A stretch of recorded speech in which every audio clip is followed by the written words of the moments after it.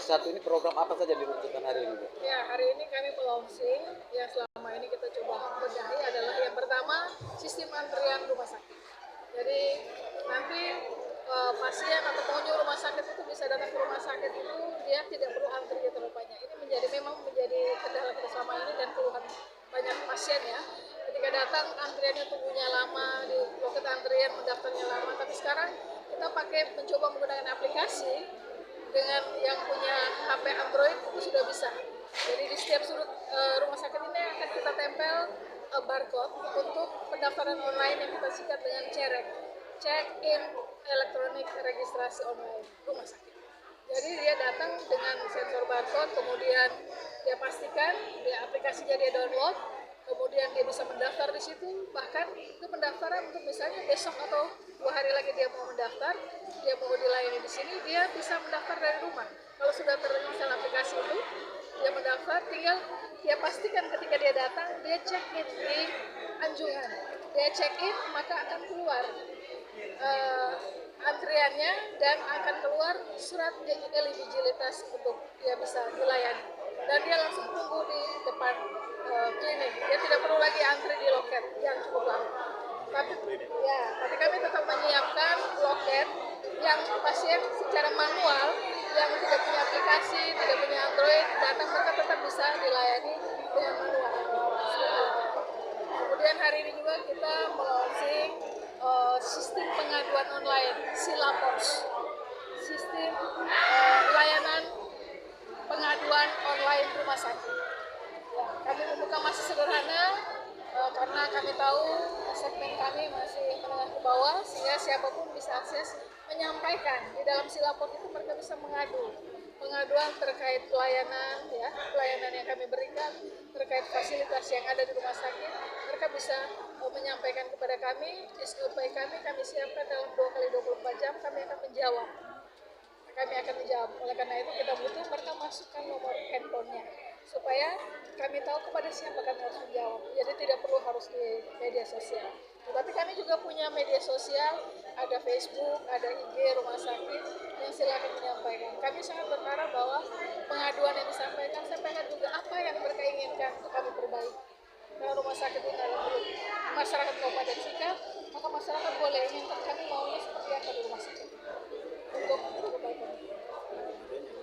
Pengaduannya secara online.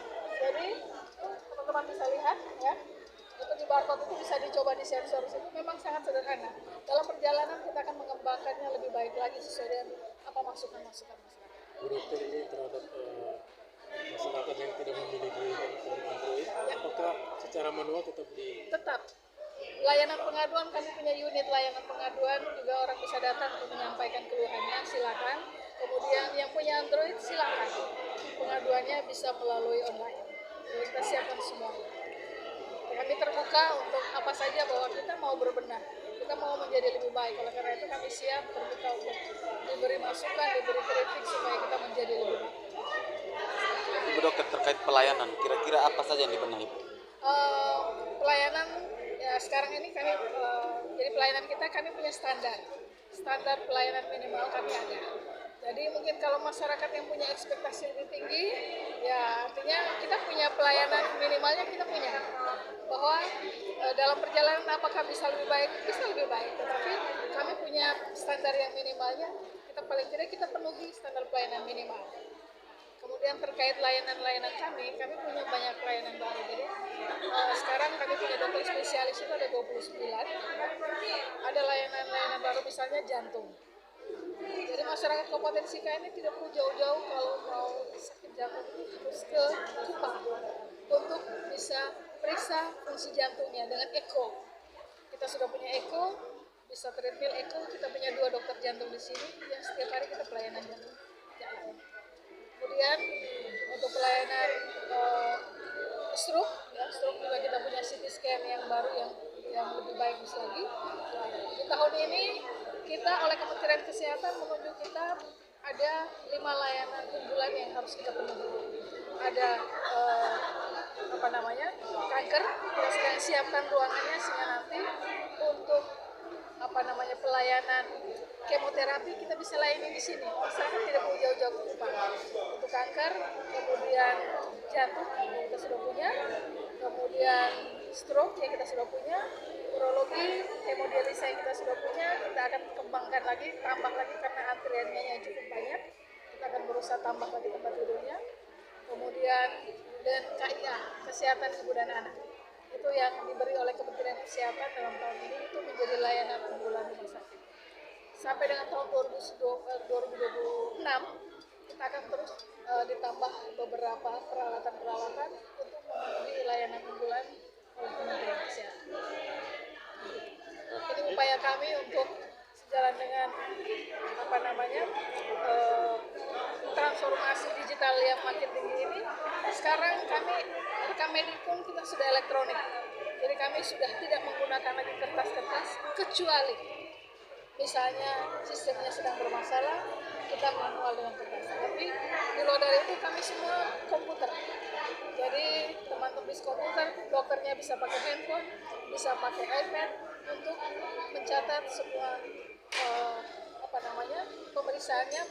Jadi dokternya buat permintaan lab langsung menjawab, ya. Pasiennya bisa langsung diambil darahnya, hasilnya dokternya bisa langsung baca. Radiologi pun demikian dan tersimpan secara elektronik semua.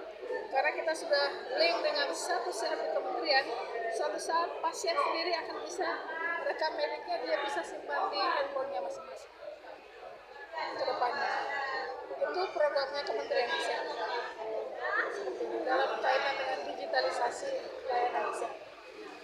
Dok, itu satu harapan dari keluarganya Pak Dr. T.C. Hilers memindahkan makam mereka ke sini, itu antara lain yang mereka sampaikan.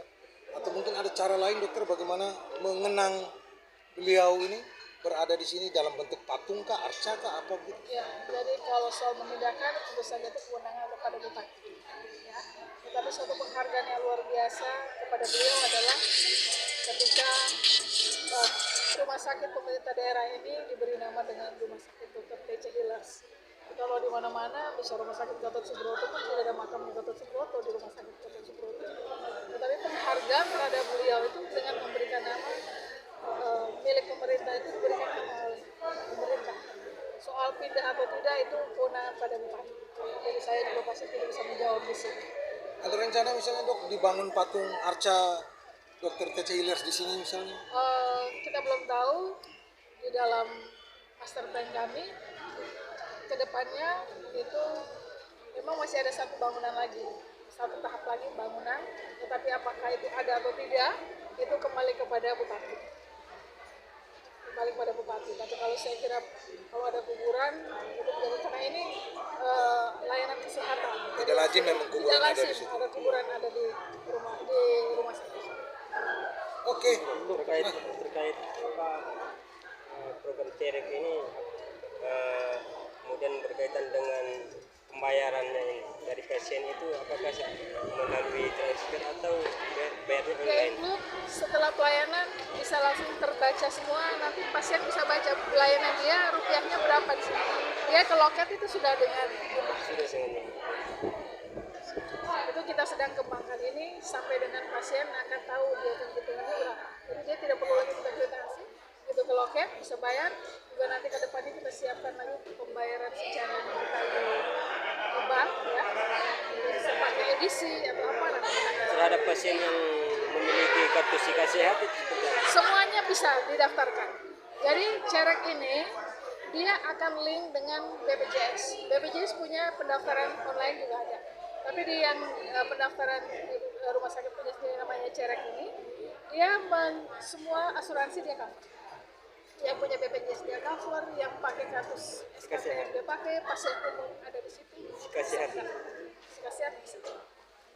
Ibu dokter, ini terkait persiapan rumah sakit sistem kris pengganti BPJS, persiapan rumah sakit Ya, seperti jadi apa?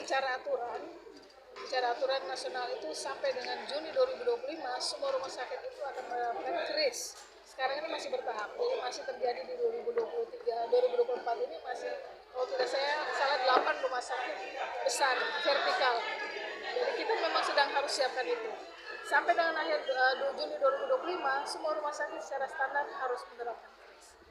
Jadi itu terkait dengan jarak antar tempat tidur, penerangan, kemudian suhu di dalam ruangan, ini yang sedang kita siapkan supaya fasilitas-fasilitas itu bisa kita penuhi. Kalau secara aturan ya, hanya seperti itu yang jadi standar, tidak ada lagi pasien kelas 1, kelas 2, kelas 3, tapi standar.